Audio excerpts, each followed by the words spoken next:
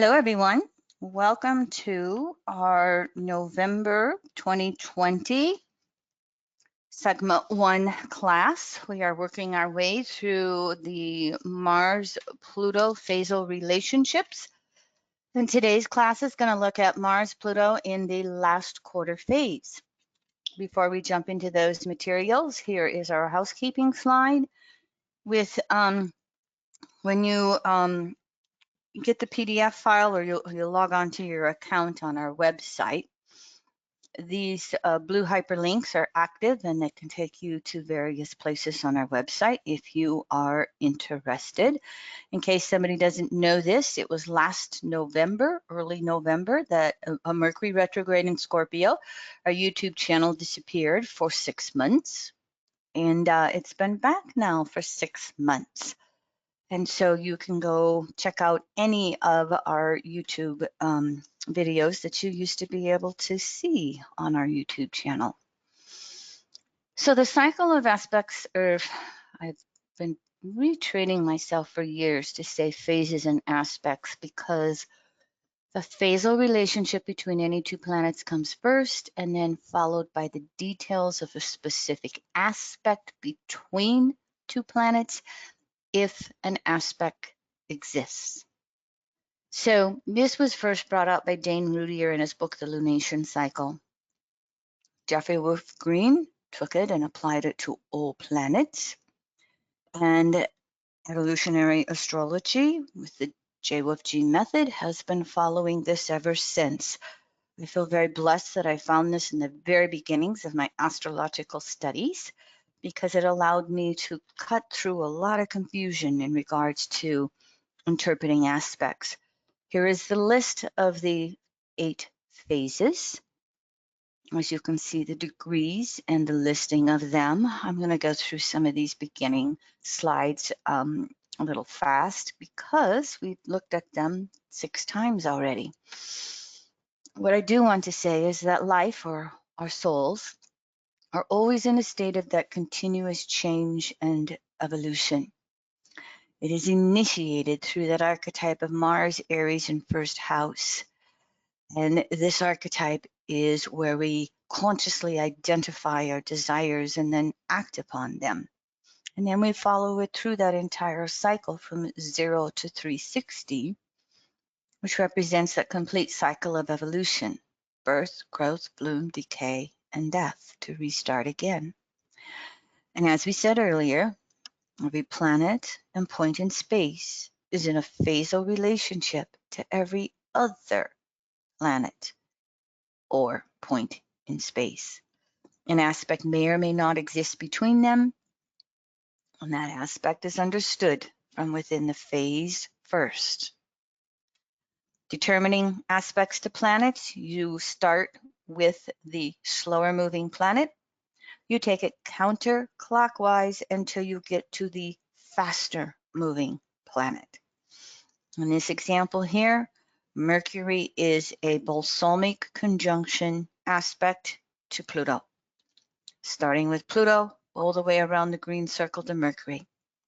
If we look at Pluto compared to Venus, you again start with Pluto, but as you can see, Venus is new phase to Pluto, and at 11 degrees, it's moved out of the orb of the new phase conjunction aspect. It's now new phase. Over the last 45 years, I've switched, and I compare the sun to the outer planets. In this example here, for instance, I start with Saturn all the way around the chart. The sun is balsamic phase by 13, 14 degrees, 12, 13 degrees maybe, to Saturn. I still compare the inner planets, Moon, Mercury, Venus, and Mars, to the sun. This is a shift from original Jeffrey Wolf Green teachings. And I made this shift basically because I've done forecasting for probably, 20, 30 years, written now, audio. And I've just really come to look at forecasting from the perspective of a geocentric viewpoint. None of us, nothing would be here without the life giving force of the sun. However, we perceive everything from our geocentric or Earth's perspective. If you're a new student, it's always as if the Earth is in the middle of the circle, and that's where we are, looking at the circle of the heavens around us at any snapshot in space and time. Determining aspects to the nodal axis, the nodes are always compared to a planet, and because the mean motion of the nodes is clockwise, reversing through signs and houses, that is the direction you move the nodes. You can refer back to earlier classes in 2014, and I also did a nodal axis series of planets square the nodes if you want more information in this regard. And by the way, any newer associates to EAN, when you log into your account on our website, there is a search function, and you can put in a keyword or a key phrase, and it will draw up any class that you have access to that you can then open up and review, study.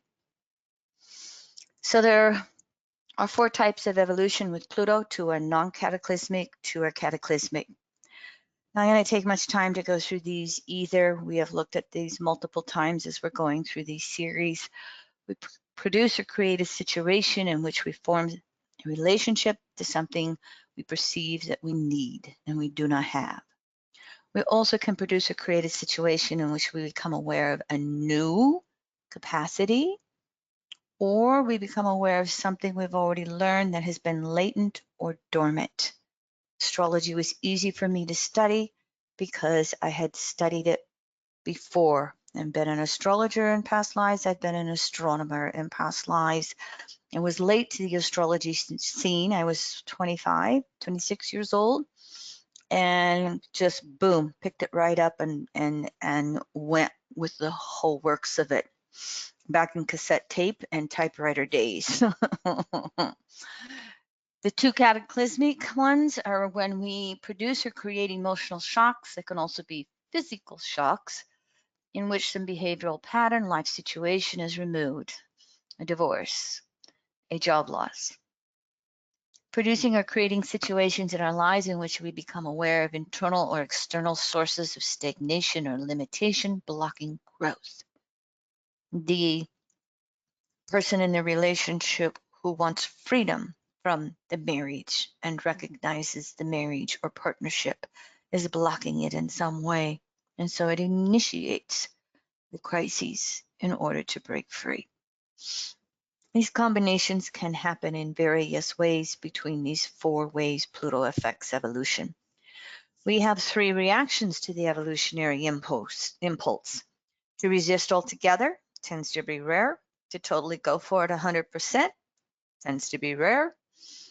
Most common is to be willing to change in some ways, yet resist changing in other ways due to the fear of the unknown and the security patterns we have built up with what has come before. Mars, Pluto, primary lifetimes.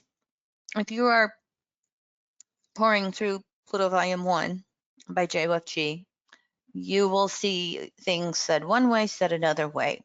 When I ran a school for 6 years, myself and a few other evolutionary astrologers poured over the old message board to that date and kind of started to percentage-wise what was said which way. And so these next few slides are what is, I think, the original intent of Jeffrey Green's teachings. Generally, it will take 8 to 9 primary lifetimes for a soul to work through the lessons of the main karmic dynamic and evolutionary intent, represented by Pluto in a specific natal Pluto house and its polarity point by house. Primary lifetimes are when Mars and Pluto are in one of the 8 specific 45-degree aspects to each other. Kimmery personally uses 3-degree orb applying, 5-degree orb separating. You can use 5 degrees or either side if you want to. EA has a tendency to use wider orbs because of this whole evolutionary process of everything moving from point A to B to C to XYZ. In between those 45-degree angles of Mars and Pluto, we can be born with Mars and Pluto in non-45-degree aspects, a 60-degree sextile, 150-degree inconjunct. These are what we call secondary lifetimes, where we're working through that phasal relationship between Mars and Pluto. As always, soul has free choice, free will, to take as long or go as fast as we desire. Grand trine between Mars and Pluto. Sometimes we slow down and get a little lazy. Oppositions and squares or semi-squares, sesquisquadrates, there is a little bit of tension that might push us along a little more intensely. So we don't look at any aspect in EA as good or bad. Everything's always in a process of becoming from one step to the next. So here's the actual example of Mars and Pluto. Again, start with Pluto, move counterclockwise with Mars to those 45-degree aspects. It's the harmonics of 8. It's dividing the circle into 8. And then here's examples of those secondary lifetimes. And so remember, Mars and Pluto will always have a specific phasal relationship.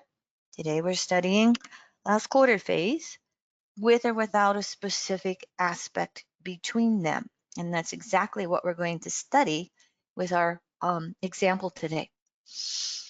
So the question, do souls go through these lifetimes in consecutive Mars-Pluto phasal relationship order via a specific Pluto house?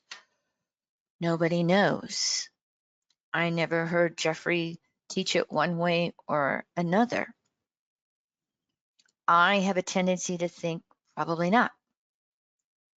However, we will end up living a primary lifetime between Mars and Pluto in each of those 45-degree aspects with Mars in a specific house. And we'll do that through all 12 houses. And maybe even more than once. And I have heard Jeffrey say that. And I always joke, it's the reason we have an unconsciousness. If we are aware of every lifetime we have lived previous to this one, we'd be depressed or crazy. It takes a very evolved soul to hold in consciousness the awareness of all of our past lives. So here's another visual example for you as we look at these primary lifetimes. And in this example, we put Pluto at the 0-degree point in this generic circle. You could, in any chart, put Pluto right where it is, and you go in those 45-degree angles to see the breakdown of the phases. Today we're going to work with last quarter between 270 and 315. It is yang. That means it's energy moving outward from the center. The key word for this is crises in consciousness or beliefs. And what does this mean? Basically, what do I believe? And so when we're in this crisis of what to believe, or crises in consciousness between Mars and Pluto, it's going to affect our entire desire nature. Mars has now made it 3/4 of the circle around from Pluto. We've achieved a lot. We have manifested a lot. We've expressed those Pluto desires by generation, sign, and individually specific house. And we've reached that point where we're now asking, what does all this mean? How do I continue to express these desires within my soul? Do they have meaning and value to me?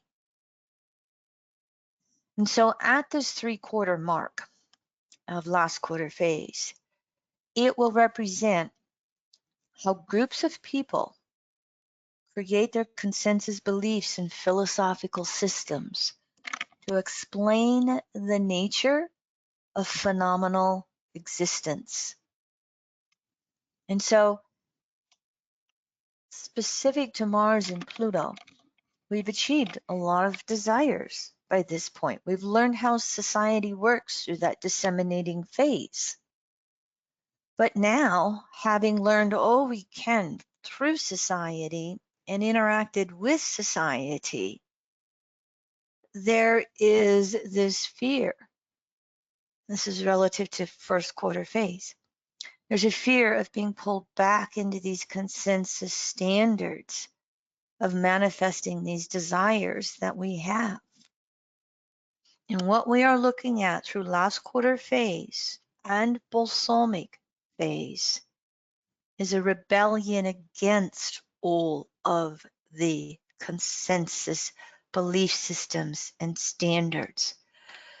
The last 90 degrees of the circle have a purpose to expand our consciousness and embrace what we will call universal truths. And with Mars Pluto, we are meant to do this specifically through those Pluto house sign desires and how Mars is working with those relative to wherever it is between 270, 315, and between 315 and 360 as well. Now, many of us come to EA because we want to learn, explore, understand natural spiritual laws and principles, which are timeless and which are always understood, recognized, literally proved through nature itself. And these universal truths, universal spiritual laws and principles, they are not limited to our human-made belief systems. Currently, there are about 3,500 recognized, organized religions. And yet, through many of these major organized religions, there are always similar concepts of truth that, again, are timeless and have always existed and will always exist. Humans can distort them, humans can suppress them, but humans cannot destroy natural spiritual laws and principles or universal truths. And so at this last quarter phase, this is where souls begin to progressively decondition from the impact of the consensus relative to how they continue and complete and finish the desired nature with Mars Pluto. This specific phase begins that process of culmination and completion. It is finished in the balsamic phase. Relative to Mars and Pluto in this phase, there are still going to be desires that are not finished, that we have not manifested or have not resolved, relative to the cycle of development that has come before, relative to the 3/4 of the circle that has come before this. So you see that yang phase energy moving outward in last quarter. We're still meant to move that energy outward, manifest desires relative to Mars and Pluto. But the soul is learning that it can't just do it according to what society wants. It has to do it to whatever its perception of universal source and timeless truths are. Now, last quarter phase relates to its opposite phase, which is the 1st quarter. 1st quarter was that crisis in action. Whatever the new desires are, I got to do it, I got to do it, I got to manifest it. I've got the courage to really do it. And so, one more time, this last quarter phase because disseminating before it, we feel like we've gained so much understanding from society. And we've learned so much of how to participate in society that there feels like a loss of our sense of self as an individual. And so this is the crisis in consciousness. Who am I? And what do I believe? Versus what society wants me to believe. Versus how society wants me to manifest my desire nature. So we have to reestablish a sense of that individual desire nature relative to what we have not manifested, achieved, or completed yet. So as we move through the last quarter phase, I think there's 4 specific aspects that we will look at. Yes. The first one is going to be the actual last quarter square, dividing the circle by 4, the harmonics of 4. So this is the most intense part of the crisis in consciousness, because there is a tension between our soul's evolutionary accomplishments from the past, according to that desire nature of Mars, Pluto, and that evolutionary drive within our soul towards future desires, towards what we have yet to manifest relative to Mars and Pluto, and something else in general between any 2 planets in last quarter square. The faster moving planet, as it continues that last 90-degree surrender to slower moving planet, we can actually have seed thoughts of their new conjunction start to pop in at last quarter phase. And those new seed thoughts can be popping in the entire last 90 degrees. Think of it as 0 to 90 degrees and reaching that point where that first quarter square crises in action all the way through those first 90 degrees. That faster moving planet can feel the tug of the past. When we get to that 90-degree mark and we can't go backwards anymore, we've got to go forward. The flip of that is the last 90 degrees. That faster moving planet still has to relate to those degrees, but at the same time, it's getting those little impulses, intuitive hits, seed thoughts relative to what will come next. And with Mars, Pluto, we'll get these little inklings of future desires. But we've got to still live here in the life we're at. And so, here again, we've learned everything about society. We've socialized the Mars, Pluto desire nature. This is a point where it is very strong that we have to build a new foundation of manifesting these desires that is becoming more and more universal and timeless. You know, with Mars, Pluto, let's just in general, very briefly say, we have a 9th house Pluto soul, and it has been wanting to broaden its understanding of spirituality for lifetimes. And yet, perhaps it's at that 3rd consensus inching towards first individuated. And it has up to this point been manifesting it through more organized religions, even if it has done it in different types of religions, 9th house.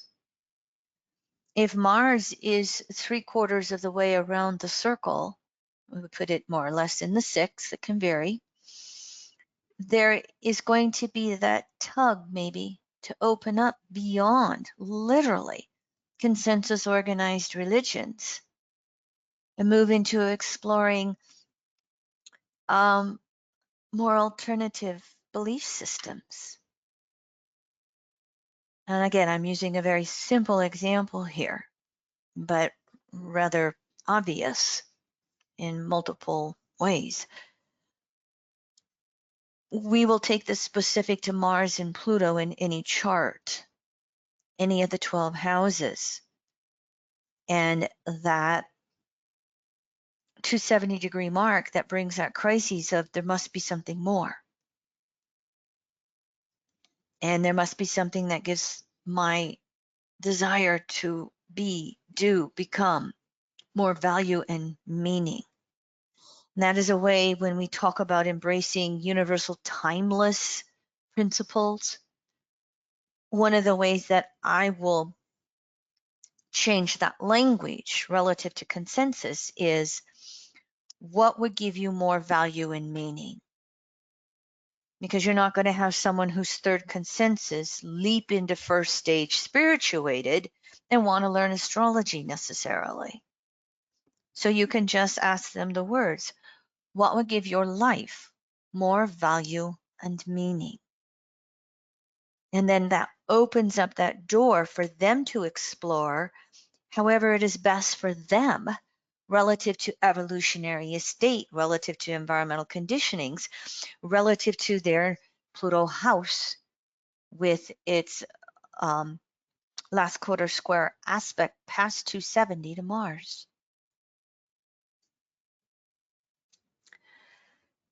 And so we're going to recognize old patterns, beliefs, old cultural truths, and societal values. We're going to recognize those things that no longer work to give us a personal meaning anymore relative to the Pluto house, to give us a social meaning. And so this can even relate to the natal Pluto sign and house and our desires. I can't do this anymore. It just doesn't make sense to me anymore. Yet because we still got a quarter of the circle to go, it's not about throwing baby out with bathwater. And so at this square, we can really start deconditioning. And so what beliefs do we need to let go of?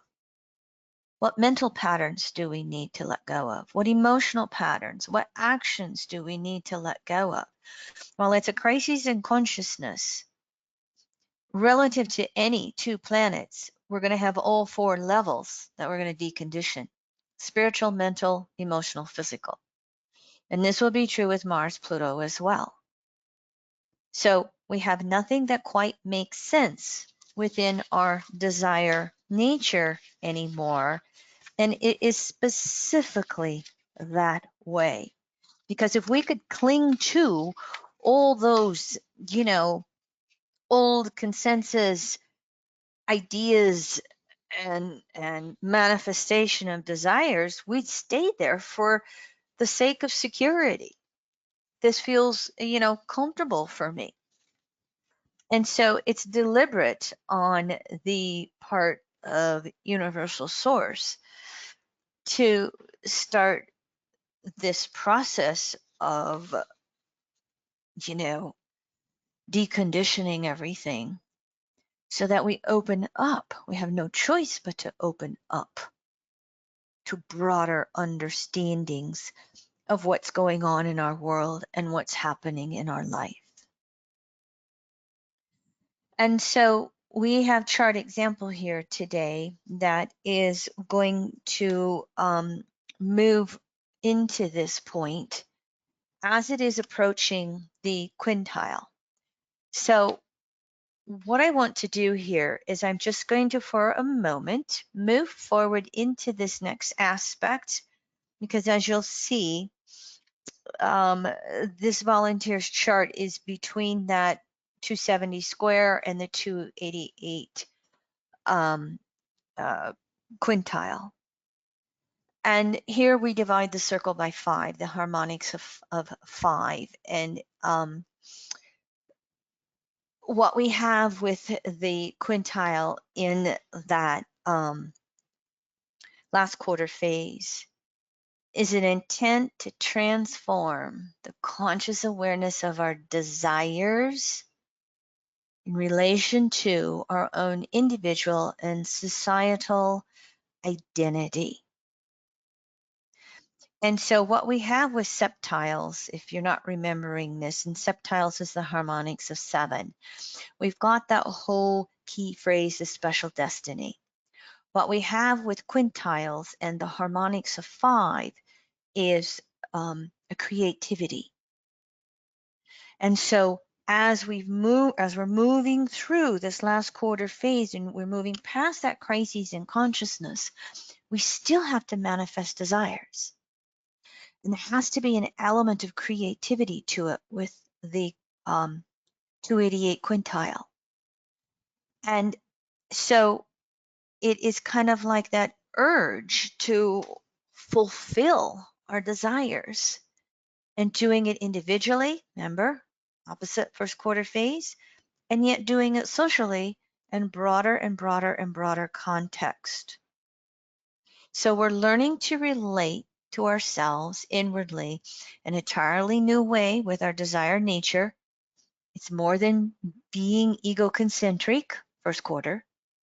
It's more than being socializing, disseminating. It's broadening ourselves up on a creative basis to express our desires with broader and broader awareness of universal concepts. So there's a reorientation process at this aspect that leads our soul into visions and awareness of our universal or timeless self, deeper, broader soul energy, and how we relate to whatever we conceive universal source to be, and that desire to know source.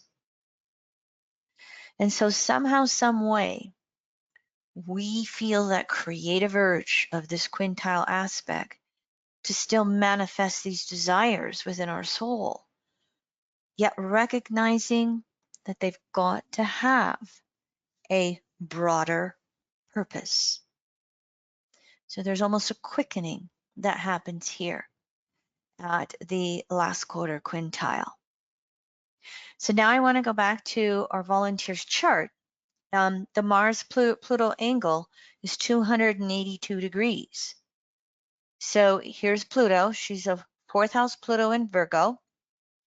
June 24th, 1968, 5:12 a.m. Alameda, California, in the same county, Alameda County, if you go to draw up that chart. And so past the 1965 Uranus-Pluto conjunctions here, Pluto again 20 Virgo, Uranus 25 degrees Virgo. But if we go counterclockwise around the circle to Mars, first house, 2 degrees Cancer, the angle is 282 degrees. So it's 12 degrees beyond the last quarter aspect, and it is about 5 degrees from the last quarter quintile. So it's not specific to either one of these aspects. Quintiles and septiles, those orbs get smaller, smaller, smaller. Maybe you can widen it out to 5 degrees, but more or less they're in, more in that 2 to 3 degrees. But I just share this so we can see perhaps a back and forth in regards to our volunteer. I'm going to briefly read the environmental conditionings. Leroy, just about ready for the volunteer. But first of all, the South Node is a 15.5 Libra, 5th house. North Node's over here, 15.5 degrees Aries in the 11th. I want to point out that the North Node is ruled by sign with Mars, and the North Node is ruled by house with Uranus, which is conjunct Pluto. So this Mars-Pluto angle is pulled into this North Node by the fact of rulerships. We'll explore that together as we work through this chart. This individual feels female, second to third individuated. Environmental conditionings, Irish Catholic on both sides of her family. She went to Catholic school. Two parents. Her father's deceased. She has one older sister who's also deceased. They were raised in blue collar, lower class. When she was at her Saturn first quarter square, here's Saturn in Aries. First quarter square would have put it over here in later Cancer. She was in a serious car accident with her father. She came out okay physically, but it emotionally traumatized her quite a bit. And her dad ended up in the ICU unit for 3 weeks. Just look, 4 planets in the first house. Aries, Mars in the first house sometimes can be relating to accidents. She's never been married. She did have an 11-year relationship that ended about a year ago at the end of 2019. Never's had children.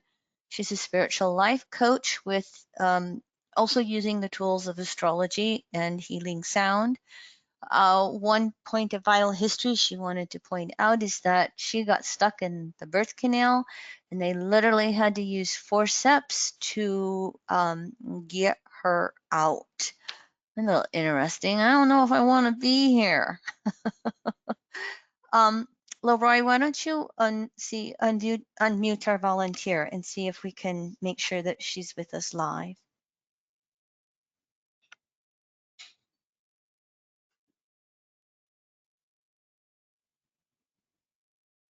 Go ahead, volunteer. Can you hear me? Are you mic'd with a USB headset? You did say starts with an SH, right? Yep. Okay. I don't think she's mic'd yet, but maybe Oh, here I she's am. there. She is. There we Sorry, I had go. to unmute myself.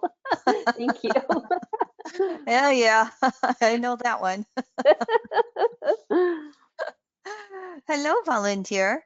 Hello, it's so nice to be here. Thank you so much. Oh, thank you for allowing us to explore your chart today. Oh my goodness, thank you. Yeah.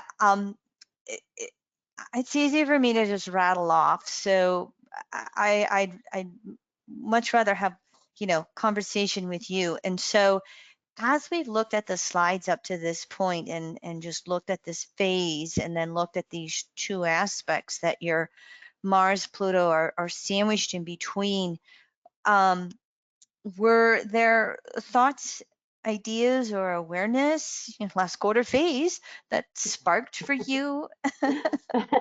Definitely. Well, I really loved when you were sharing how it pulls into the North Node.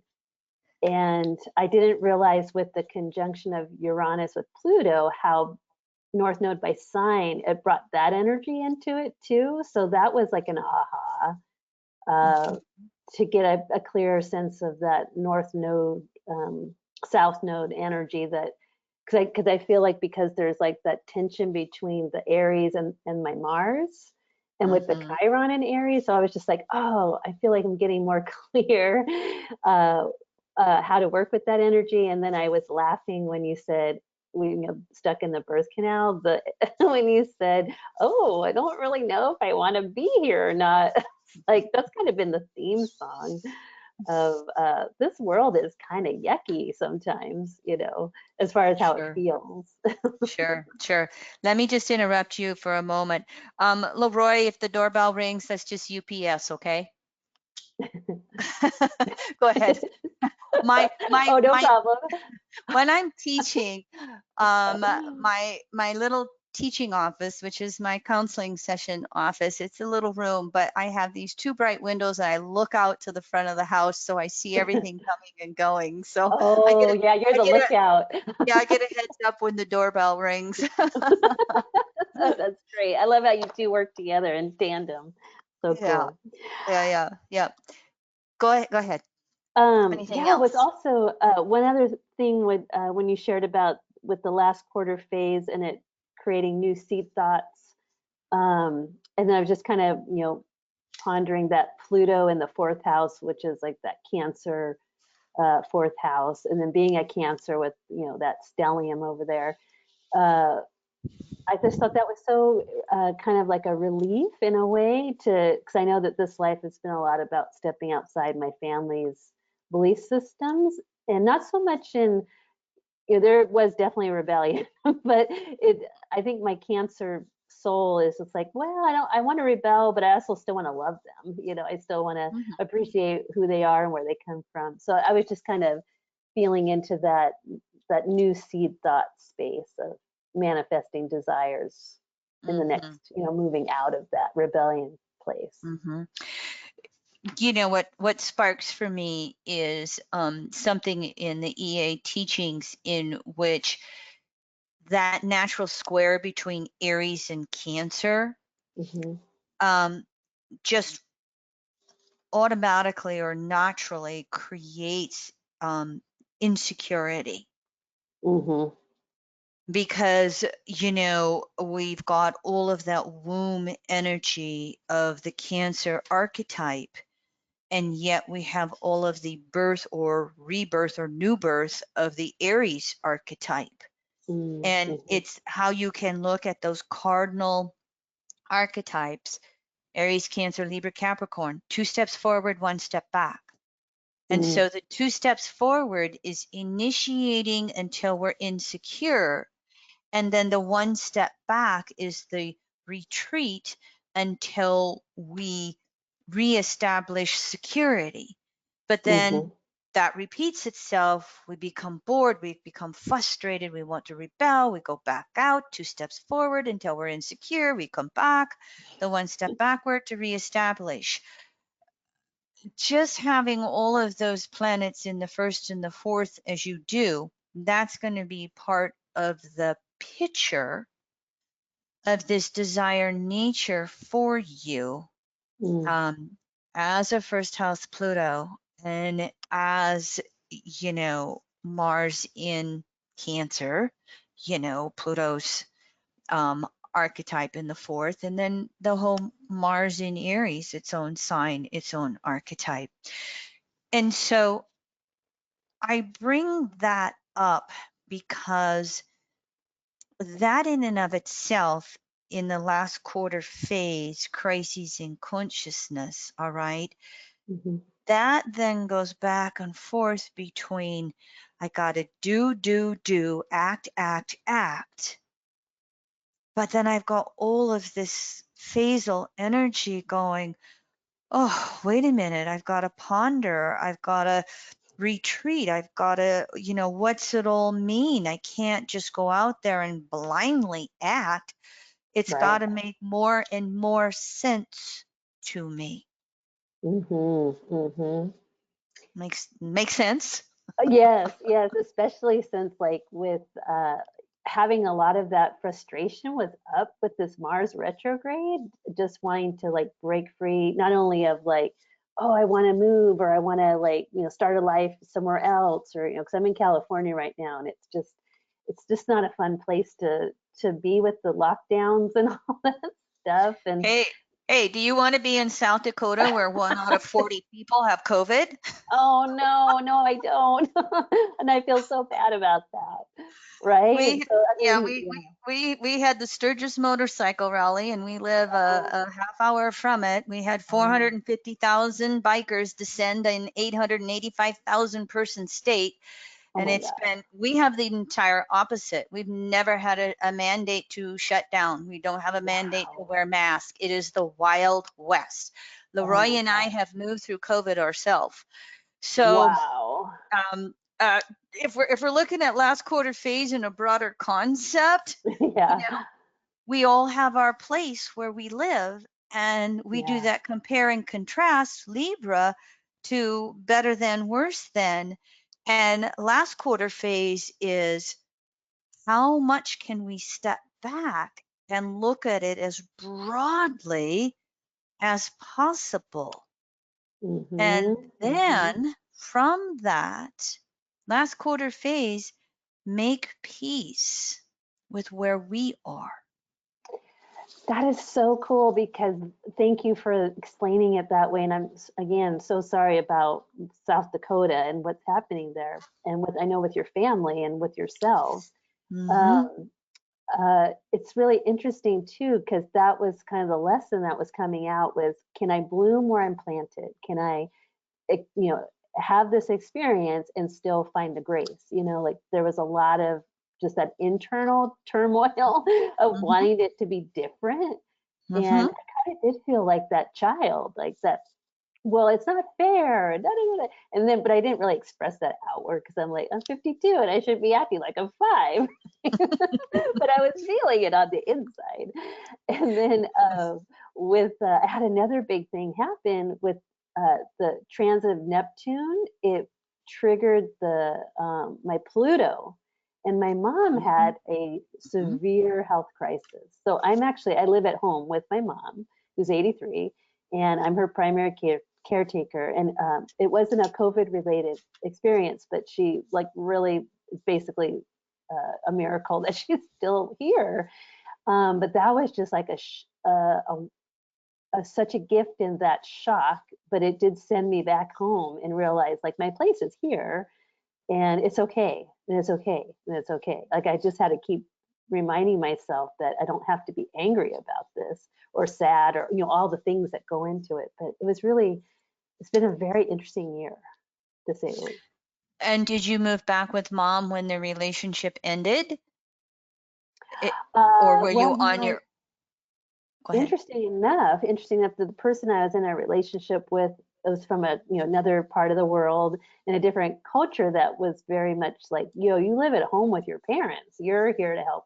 Like he couldn't believe that I was not living with my parents because of their age. He's from Nepal, so it's very different, kind of Buddhist, very way of looking at life and stuff.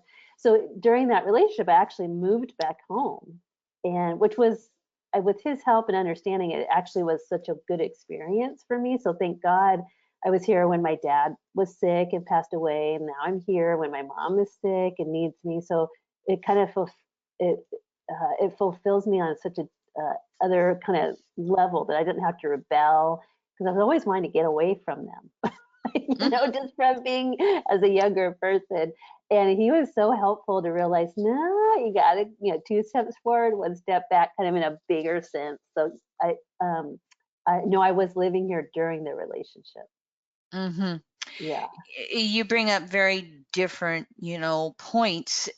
Specifically, one of them is, the whole fourth house, Cancer, womb, family, all of that, and how one culture expects to be taking care of the parents. In an American culture, we put them in a nursing home. That Right. really doesn't work so best for some people financially, or Yeah. right now with COVID. But Right. then the next thing is that you can then also realize, relative to this fourth house Pluto and Uranus new phase, and then all 4 planets in the first house, North Node, Aries, the Aries planets in the 11th, and just this sense of, I want my freedom, I want my Yeah. rebellion, Yeah. I want to be me. Yeah. And yet this Mars Pluto phasal relationship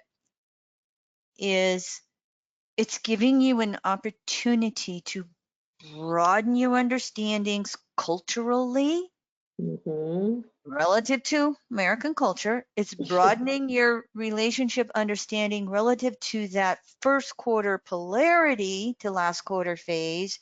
Is broaden your understanding of who am I, and there are many ways for me to be free. Mm-hmm. There are Mm-hmm. many ways for me to feel free and act free. Mm-hmm. Yes. Yes. And it's funny And that then I you was go just ahead. gonna say, like the Cancer, it's just so funny. Like all this happens like in my house, which is I think so funny as a Cancer, where I'm actually very happy because it feels safe. Because you were talking about the insecurity energy, and I feel very Mhm. safe. I live in a nice community. I live in a house with my mom. Everything's very safe and familiar. So Mhm. I just love that I could have this whole like evolutionary experience like in this very safe environment where I'm taken care of in a lot of ways. And then, you know, I give back and take care of, you know, my mom, but it's really interesting, like to kind of put it all together. Mhm. I will add on, to this whole picture for you, then, as I said, broadening the concepts of last quarter phase to understanding things to a degree that allows you to shift your perspective and understanding of what freedom is. And especially if you want to put it in context relative to American society, where, I don't want to have to take care of a parent. I want my freedom. And Right. and yet at this Mars Pluto perspective for you, there's still going to be fourth house lessons to learn even as you activate the 10th house. Mm. This is something for those of you who might be working through your coursework. Aquila, our wonderful, wonderful EAN grad who reviews homework for me.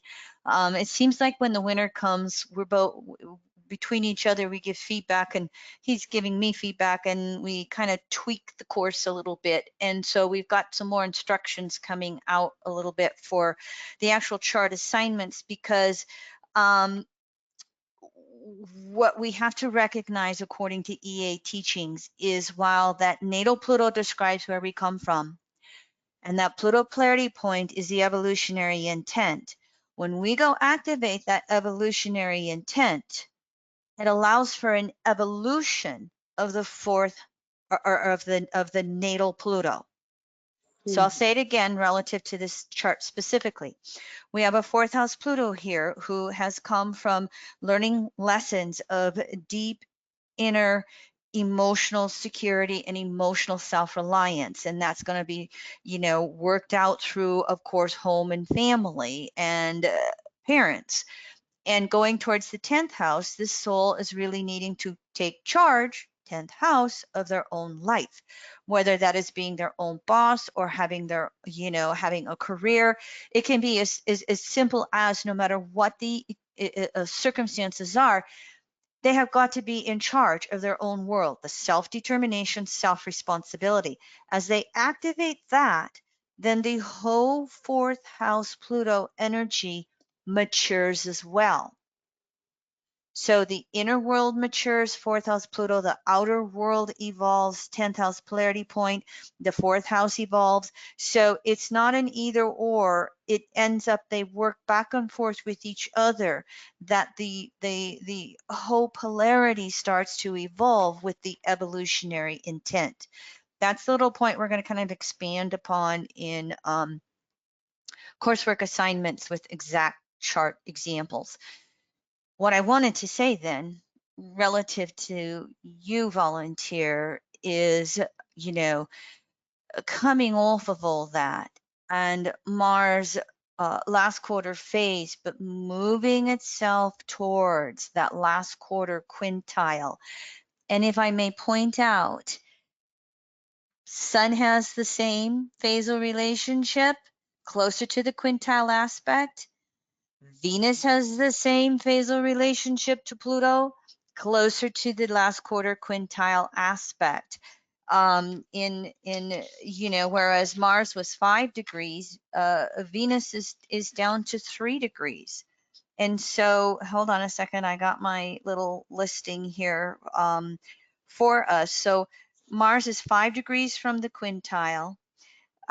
Sun is about 4 degrees, and Venus is 3 degrees.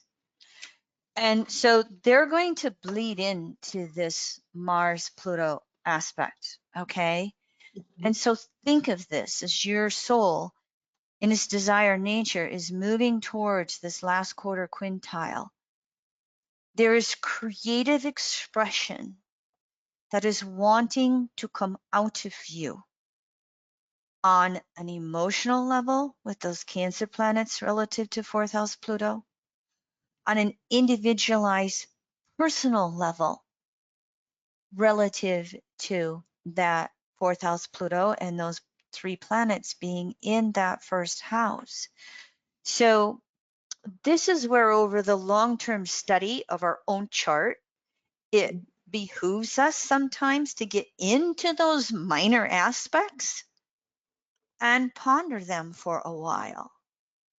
Chances are your mom in her 80s, you know, may go before you. And being single and having no more immediate family, think of the emotional rite of passage this is going to be for you. 4th house Pluto, Uranus new phase in your own maturation process, not just having physical security and safety where you live right now, but being able to really deeply internalize that as you move through, most likely her rite of passage. And then at that phase in your soul's evolution and chronicle evolution, how it may activate these 1st house planets, Mars, Sun, Venus, in just evolving that inner emotional nature, your inner security to deeper levels that allows you to go out in the world to do things, to create. And you can continue probably with your work. And will you end up helping other souls go through the rite of passages that you yourself have been through with family members? That's really interesting. Will you go into, spiritual life coaching is what you do? Will you go into that, and will there be a part of your work that could help others with the whole death and dying, the whole ability, Mars Pluto last quarter phase, to recognize that the body is a temple. It's not the be all end all.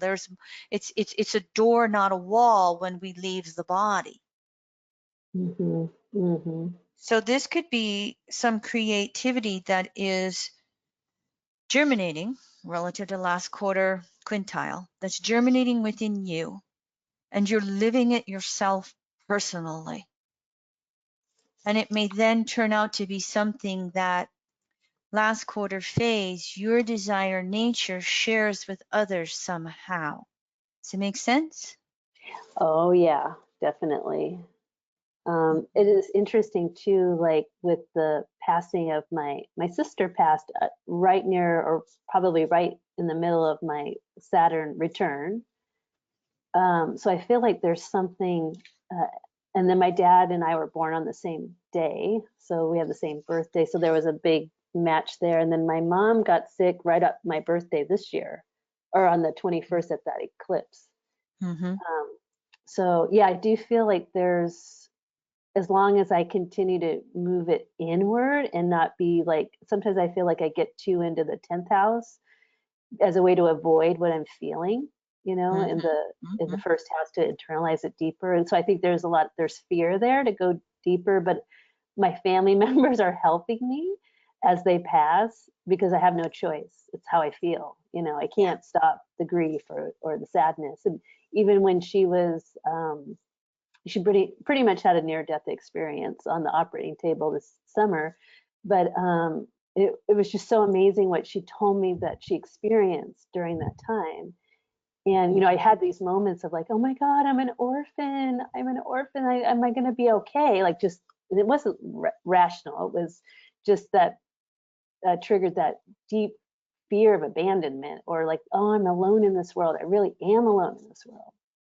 And so I feel like that's what probably my life contribution will be in that creative way, is if I can continue to go deeper into this space and not be afraid to really experience it.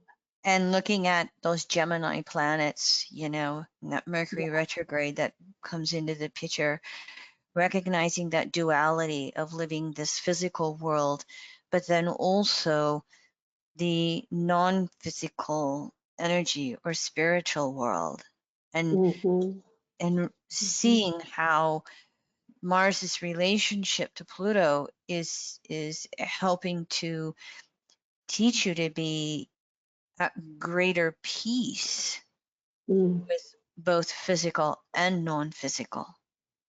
Mm. Yeah. Yeah.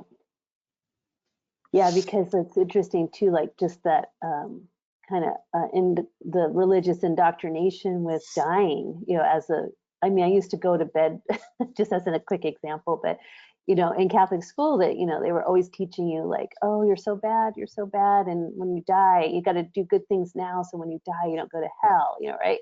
And I remember they gave us this, it was called a scapula when we're in, like it was first grade.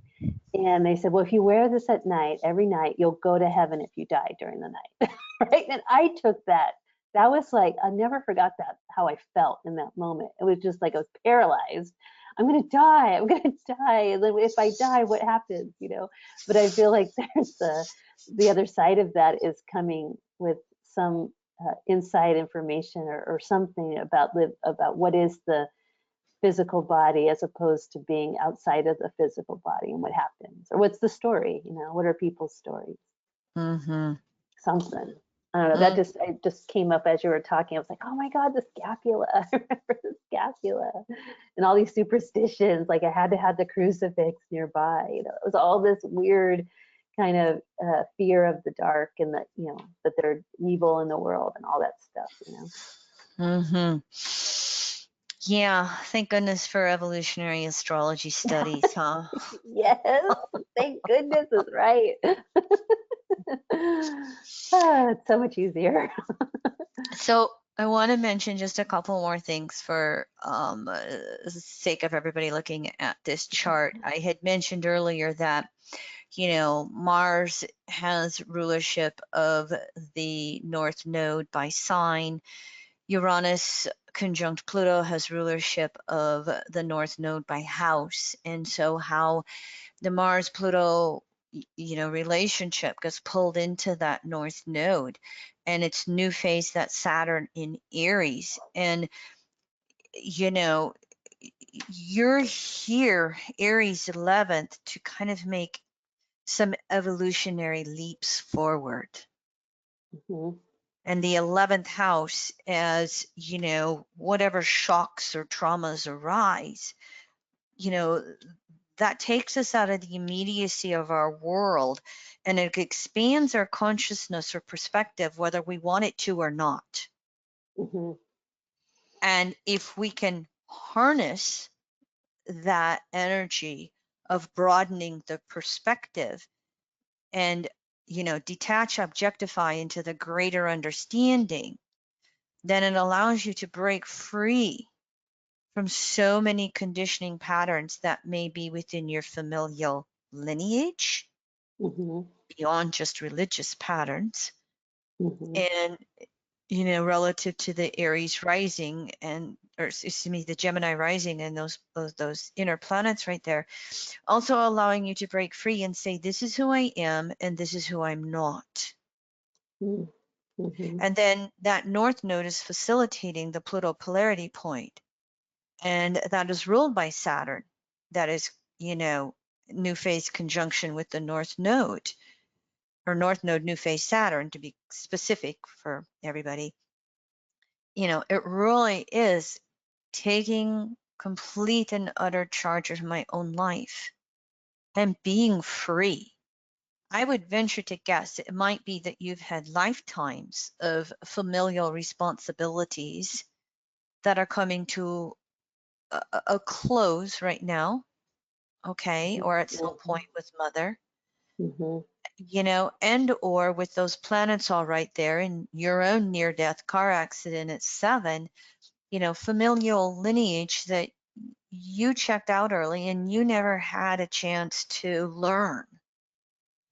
And so you've been Mhm. moving through those lessons with these family members leaving before you, but ultimately giving you a freedom. And that freedom, if I may now, the second thing I wanted to talk about before we move on is there are 2 yods in the chart, and you see the green, yods going on. And so we have Saturn, Mercury. Mercury retrograde is a new phase sextile to Saturn, and they're both in yods to Neptune. And so that is the effort needed, okay? Mhm. The effort needed to move your beliefs forward as well. Because Mhm. if we look at that Neptune Scorpio 6th house in retrograde, as you yourself just described with this lifetime's Catholicism, how many lifetimes have you been indoctrinated with conditioned religious guilt? Mhm. Oh God, yes. Every And psychic I've ever gone to has said that. that Saturn is a waxing in conjunct Neptune, and so it doesn't. Some of Jeffrey Green's teachings, always talked about that Virgo 6th house humiliation. I Mm. kind of replaced it with the word tempering. Tempering. And That's a better if word. you make it relative to the Pluto Virgo generation, you've got to observe and correlate. Some of these Pluto Virgos come in so steeped in conditioned guilt, they can't get to the objectivity of whether they're actually guilty or not. Right. Yep. And that can be some of what this yacht is describing for you. And then you can turn around and see that Neptune is new phase Pluto, and they both have an in conjunct going on with Saturn, and you can even pull that north node into it in many ways as well. So both of those in conjuncts, really start to expand this whole picture of, what is natural guilt, what is conditioned guilt. Hmm. Yeah. And that's part of the breaking free for you. And so let's bring this all back to the beginning then, and the phasal relationship of Mars Pluto into broader and broader understandings of societal beliefs, rules, norms, versus what is your soul's yearnings to broaden that, to break free, to have deeper, broader understandings of universal, timeless truths. And then, how do I act? How do I be? How do I take charge of my own life? How do I live? How do I feel? You have a lot of deconditioning going on. Hmm. And the energy, intent is to fill up any void or space with how you individually, naturally want to move forward. Yeah. Oh, this is so deep. Thank you. And it is interesting with this last new moon. I really felt it, it's right on my Neptune right there because Uh-huh. 1 degree away. So I'm really feeling like, oh, I'm like something's happening like deep, deep inside of me right now. Yeah. So this comes as a perfect time. And your class was supposed to be back in September. And here we Right. are.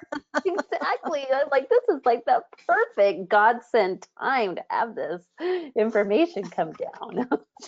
Well, I thank you for allowing us to look at your chart, and I want to give you a chance. Do you have any questions for me relative to the Mars Pluto in your chart?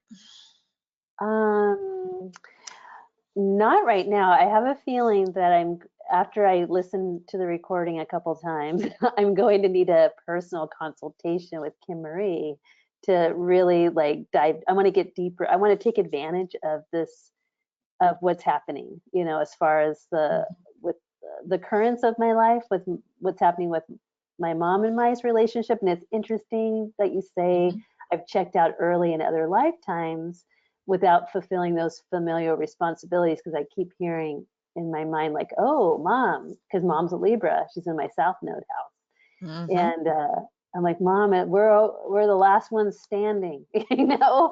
And I really, because I'm the baby of the family, I'm like, why me, you know? But I feel that now I understand it's that Mars last quarter phase, Pluto, that's driving this right now, and it makes me smile rather than, you know, feel sorry for myself. You Good, know, yeah. good, So good, so good. helpful. Thank you. Yeah. All right, let me check in and see.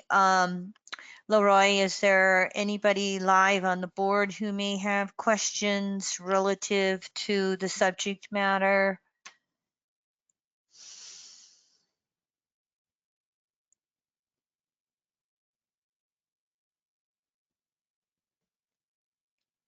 He's being a little quiet. No, you're pretty clear, very clear on the Okay. board. Yep. All right. Okay. Well, thank you one more time, volunteer. I really appreciate you stepping in with your chart for us. Love it. Love the examples. And for all of us, we wish you all the best with your journey and with mom. Thank you so much. Thank you, and you're welcome. All right, so we looked at that quintile.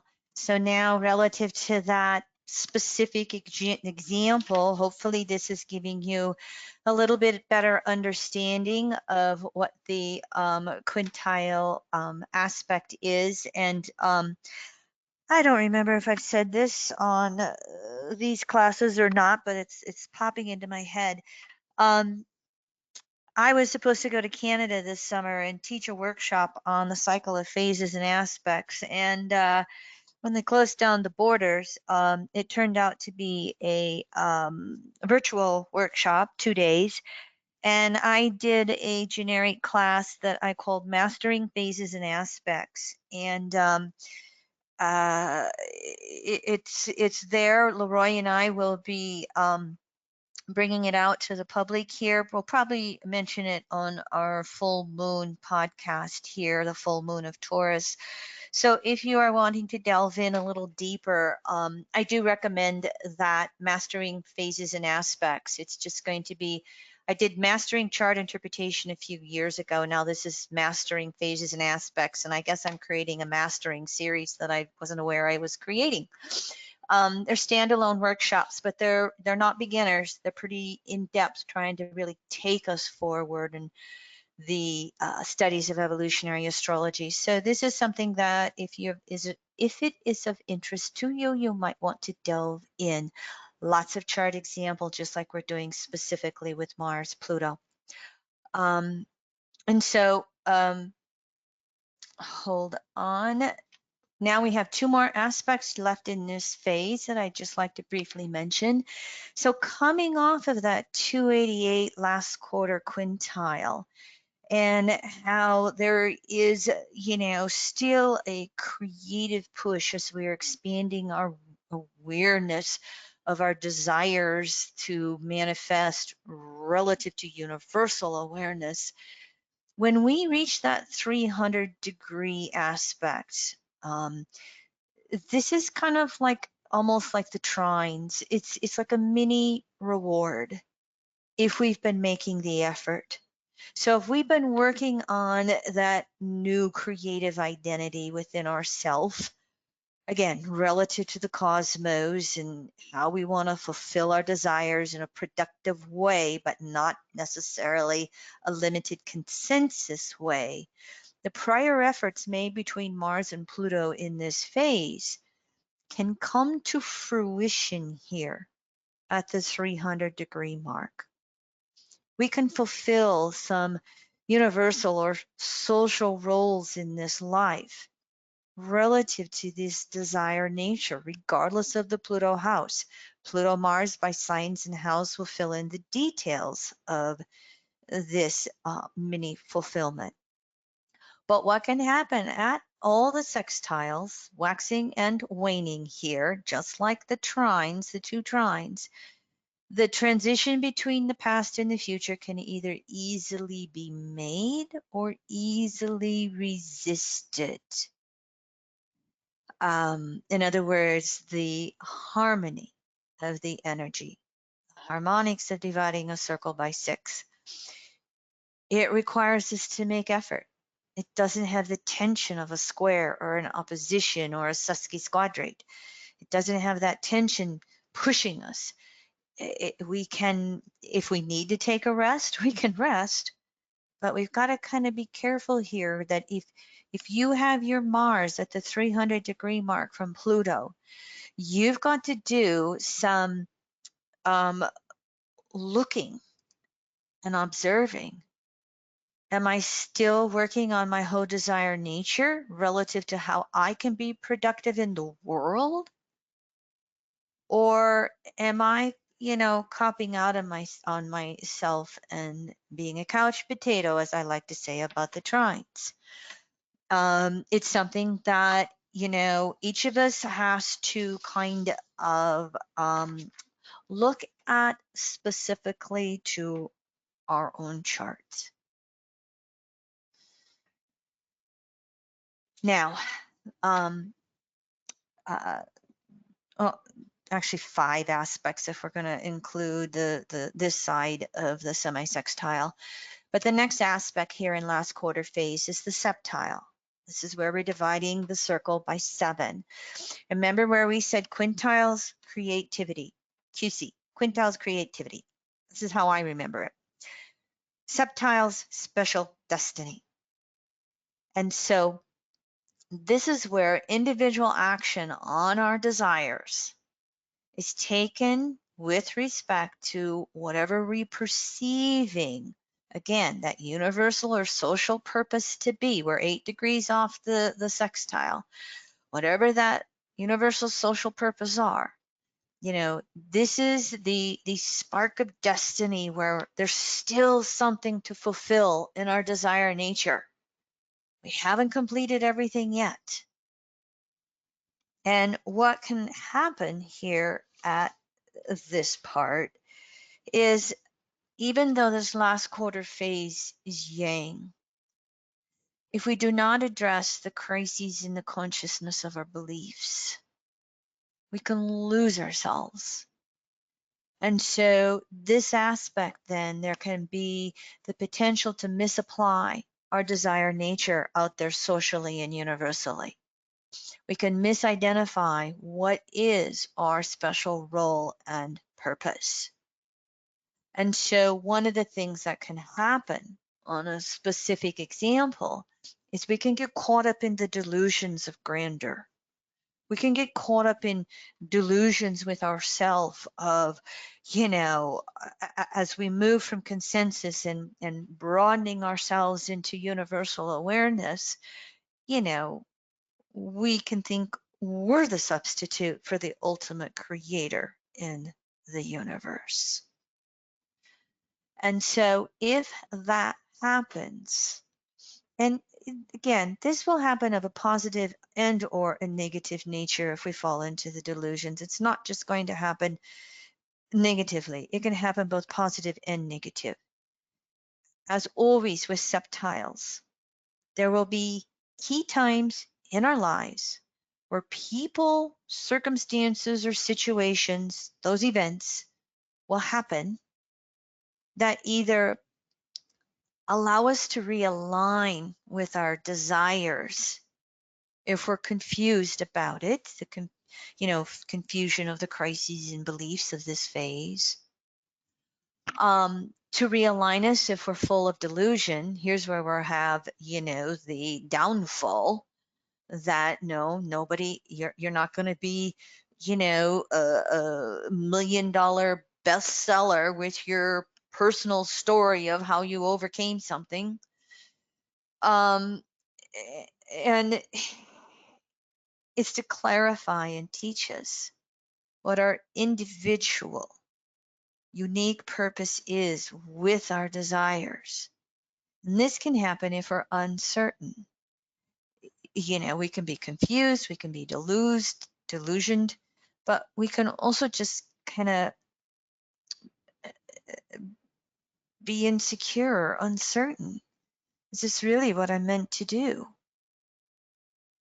And so this sextile comes along in last quarter phase to show us that as our desire nature is moving to broader understandings and relationship with source, it does not mean that we get to climb to the mountaintop and sit there and do nothing. We still have to manifest that generational sign, Pluto sign, an individual Pluto house. We still have to manifest our desires on our own evolutionary journey. And if we need some realignment, here is where it comes. And then finally, 5 aspects in this phase, excuse me. This is the less than 315 degree semi-square aspect between Mars and Pluto. We're approaching the division. We're approaching one of those primary lifetime aspects between Mars and Pluto. And we may or may not be there depending upon how close of a degree Mars is 315 degrees to Pluto's starting point. So when Mars Pluto are less than 315 degrees, moving towards it by aspect, this is the evolutionary preparation for the balsamic phase, the shift of energy going back to center. It can create a high degree of internalized stress. It's yang phase yet. Yes, and 315, energy moving outward. But it starts to create internalized stress because we start to feel that pull to go within and withdraw from so much social interaction of last quarter yang. And part of that pull inward is that at that 315 mark between Mars and Pluto, and the closer we are before or after 315, it is a gestation point. Just like we had the gestation point to manifest from new phase to crescent, and we had to go from the variety and wideness in new phase to kind of focusing internally with the crescent. Now we've got to kind of go inward and focus to become aware of the initiations of new seeds and new desires that will start to come into awareness for us. And it will reflect these new seeds and desires. They're going to reflect a broader understanding of universal and timeless concepts. This will be relative to our specific Mars sign Pluto. And it will be made conscious relative to the Mars sign and Pluto. And yet, while we're at the middle of that, we're still yang phase when we're less than 315. And so we feel that inner tug of awareness and new desires coming in, but we still have an individual obligation. We have to fulfill those existing obligations and duties relative to wherever that current desire nature is. Mars Pluto has not yet finished up the desires of that specific Pluto house. And so this puts us at a stopping point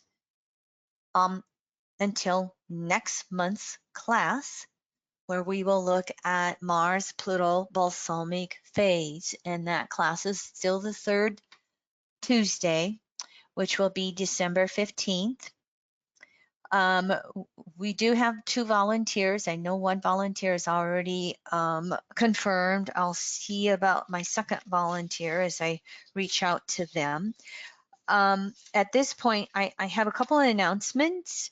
But I want to say we've had a long-standing arrangement that class is the third Tuesday. It will continue on the third Tuesday. It's always been from 2 to 4 Mountain Time.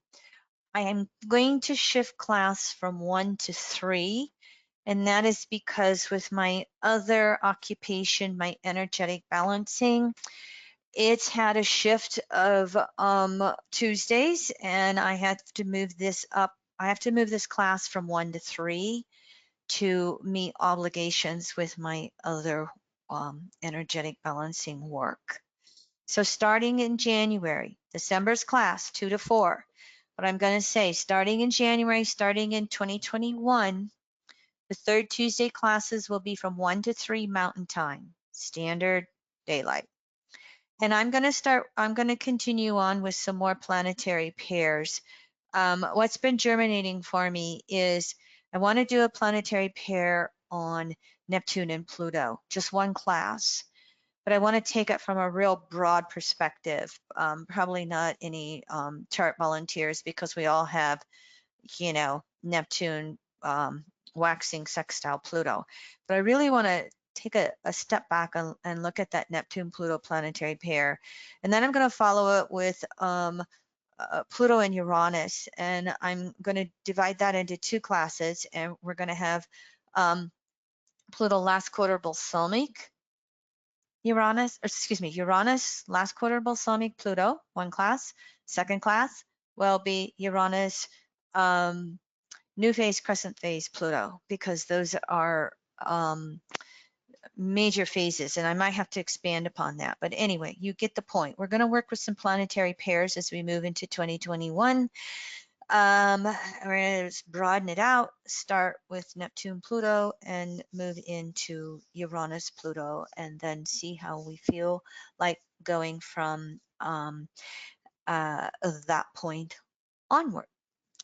And so finally, in December, Jupiter is going to go into Aquarius, and I don't think I have those dates in the top of my head. Let's just say the 18th, 19th, 17th, somewhere around there.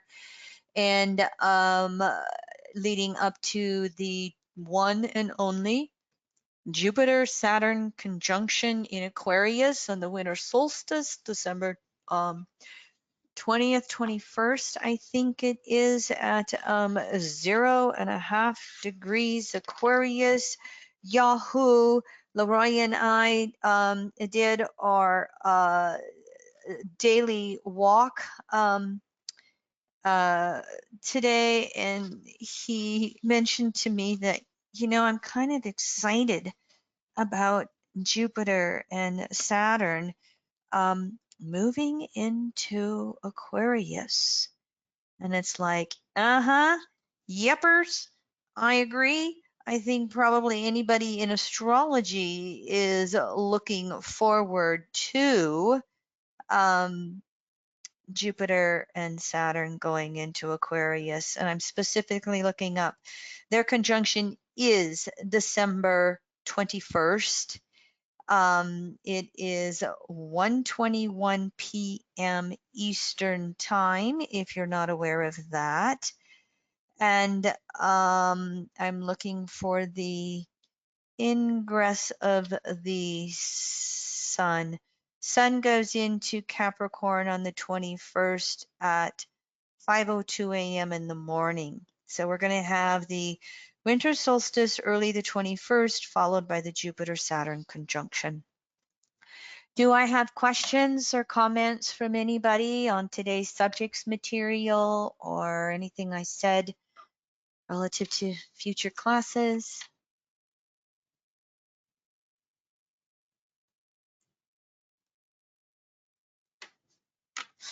Medium Monk is being quiet, so I'm going to assume we're all kind of quiet a little bit today. So I want to say thank you very much, everyone, for all of your sincere condolences to Leroy and I. And I lost 2 brother-in-laws in 3 months, July and October. Leroy lost his best buddy in October with the transitioning of his brother with complications of COVID. So I've had the stellium, Jupiter, Saturn, Pluto going back and forth over my first house, 2019, 2020. Leroy has it going over his 8th house, 2020, 21. So one more time, we appreciate your support, your condolences, and we thank you for understanding our need to sometimes be flexible with classes as we experience life ourselves. All right, everyone, be safe. Start setting your intentions for Jupiter and Saturn in Aquarius. We'll see you next month.